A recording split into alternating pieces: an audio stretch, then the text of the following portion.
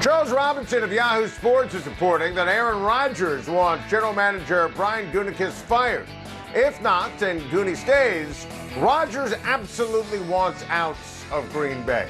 Please tell me you've been paying attention and you're not surprised.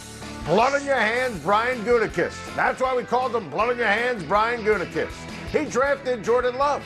He traded up in the 2020 draft to draft Jordan Love. He didn't tell Rodgers he was going to do it. Heck, the Eagles gave Carson Wentz the heads up about Jalen Hurts. The Bucs kept Tom Brady in the loop about Kyle Trask this year in round 2.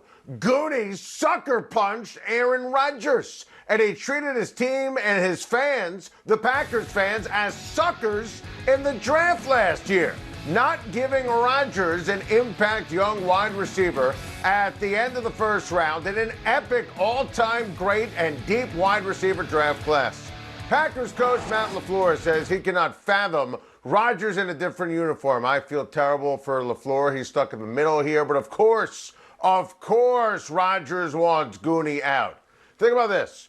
The Jacksonville Jaguars have drafted more first-round skill position players for Trevor Lawrence than the Packers have drafted in the first round for Aaron Rodgers. Just think about that for a second. Chiefs needed new offensive linemen. They brought in 4 new ones to help Patrick Mahomes. In Tampa, the only thing that matters is helping Tom Brady win more championships. And Goonie is trading up for a quarterback who couldn't beat out the immortal Timmy Boyle for the backup job last year? Wow. We said Thursday when the news broke that there are only 3 ways to make this right. Number 1, give Rodgers new guaranteed money to ensure he was the quarterback past this year. Number 2, trade Jordan Love. Number 3, fire Goonie. So this doesn't remotely surprise me. Rodgers is right, and he has options, ranging from the Denver Broncos to hosting Jeopardy. Rodgers is digging in. Aaron Rodgers is right. I really like the Dolphins draft, but where was the running back? And I've seen a lot of people grade the Miami Dolphins an A+ or an A. I don't see it that way. And I love Waddle, and they got some really solid players round 2, round 3. But when the Denver Broncos traded up 1 pick ahead of them at the start of the second round to get Williams, the running back out of North Carolina, that changed everything. And we said on Friday, look, I would have picked Najee Harris at 18. I'm on record. I would have done it. Made sense. Got to make sure for Brian Flores' team that Tua has some balance. I mean, this is an embarrassment when you look at this depth chart.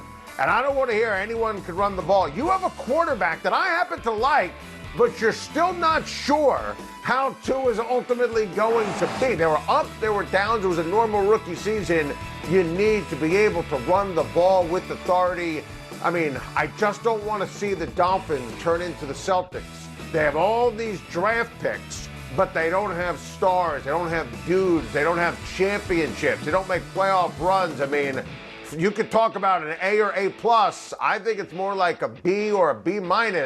And I like their players, but they didn't address running back. They weren't aggressive. Denver leapfrogged them. Terrible job. I mean, the Buffalo Bills and the New England Patriots are better when you look at the division. The good news for the Lakers is LeBron came back this weekend. The bad news is LeBron looked awful. Anthony Davis still doesn't remotely look comfortable. And the Lakers lost to the Kings and the Raptors, 2 of the worst teams in the NBA. And it's kind of significant. First, it mutes the Lakers will automatically win the West crowd, which you know I was never a part of. Sure, that's still the upside. Still is the upside in the current tense, but look, the West is loaded. LeBron is ripping the play-in tournament because he's afraid of the play-in tournament. Let's be honest here. That's why he's ripping it. Because as we speak, there's no guarantee that they would win a game in the play-in tournament against the Spurs or the Warriors, the Pelicans, or anyone else. The schedule is brutal down the stretch, too.